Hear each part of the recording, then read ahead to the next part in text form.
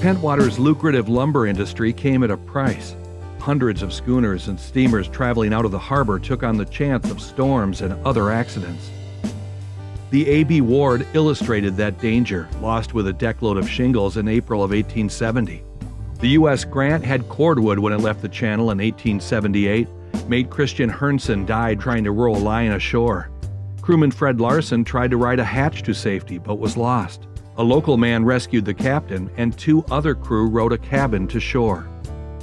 Pentwater received a government signalman that year, and storm warning flags were flown downtown for nearly a decade. The loss of the lumber schooner Mercury in 1879 brought public support for a life-saving station at Pentwater. A local man was killed going to the rescue of the crew, who had sent a bottle ashore saying they wouldn't survive the night. Ludington's life-saving station wasn't staffed, so volunteers headed north to take the crew off the schooner.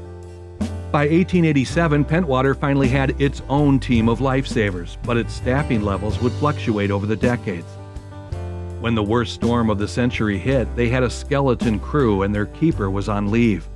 Wheelman Lloyd Belcher said just the knowledge of lifesavers on Michigan's coast brought comfort as they battled 126-mile-per-hour winds off Little Point Sable.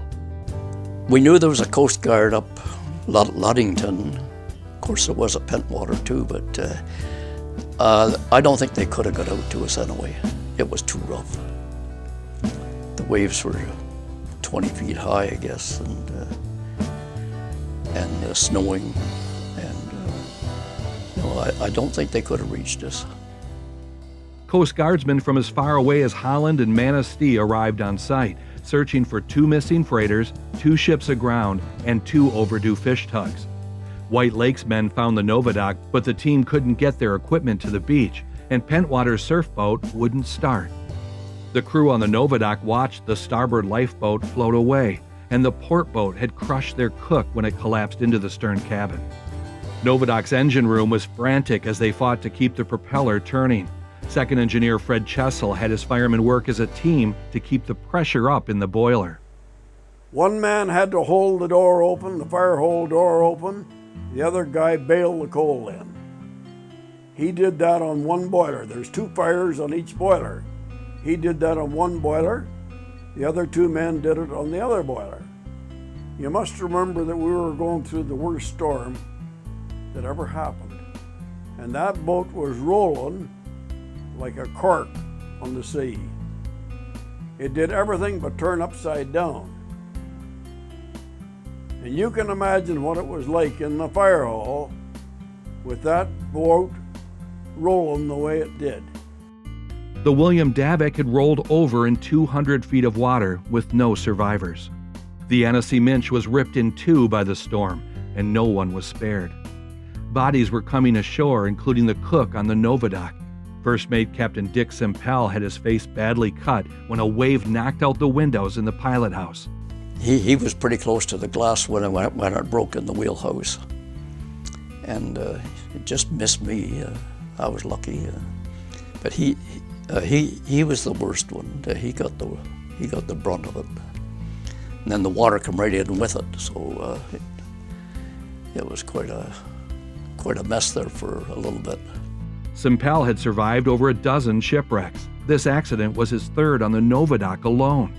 Other shipwrecks included the Glen Allen, Cartier Dock, and the Huronton, which was just discovered in deep water in 2023. He wanted to swim to shore with a line, and so the captain wouldn't let him. There's no way he would have got into shore. The water's cold and there was a lot of ice on deck, and in fact there was a lot of ice all over all the winches, and everything was just coated with ice. Clyde Cross brought his fish tug Three Brothers out after the gale subsided, working with Corky Fisher and Joe Fountain to bring 17 survivors from the Novadoc. This is the channel that Clyde Cross brought in the Three Brothers. In fact, the footage from Bert Stevens actually shows the Coast Guard right behind them. They pulled into the station and offloaded Tom Peterson to a gurney. He went directly to the hospital. The rest of the sailors actually went into the Coast Guard station, where they finally found some warmth. And in the Coast Guard station was a big, round, pot-bellied stove. And it was warm. and they bought out all the rum we could drink. I had 3 or 4 shots of rum. I dearly loved rum. And we stood there and drank rum. Then they took us in for something to eat. And I never saw a pile of sausages like it. If you go down Bridge Street in Pentwater, you will notice as you come to the channel here that there is no bridge at the end of Bridge Street. There hasn't been since 1949, but this was a popular place for all the locals to come and swim. They had a diving board here and everything. This swing bridge being built in 1926. It's more significant though from the 1940 storm because it was in this area just over here that the Coast Guard were stuck in the mud with their motorboat. This is where the Coast Guard had called out to the 3 brothers, "We need help, we're stuck in the mud." But the 3 brothers didn't respond. In fact, Clyde Cross would later tell the Board of Inquiry that he was working on the Buick engine and it was having problems with the coolant system and he didn't hear anything. Now, Joe Fountain, who was at the wheel of the 3 brothers, said he also didn't see anything. But the question is, they had been slighted by the Coast Guard when Clyde had gone into the Coast Guard station 2 nights prior and said he'd rescue the guys from the Novadoc. He was told, mind his own business. Was that the reason why they didn't pull them out of the mud? We don't know, but the U.S. Treasury Department did not give them silver or gold medals for the 17 lives they saved on Lake Michigan, nor did the Carnegie Medal people do anything either. And that was actually pushed by a U.S. senator who was actually coaxed by Dana Thomas Bowen, the famous Great Lakes author, who had promised Clyde that he'd try to get the senator to be involved. This is a 16-inch diameter silver platter or salver, and this is how the Canadian government thanked Clyde Cross and his 2 fishermen on board, the 3 brothers. This cost $42.85. It's from Henry Burks of Ottawa. Now, how do we know all that?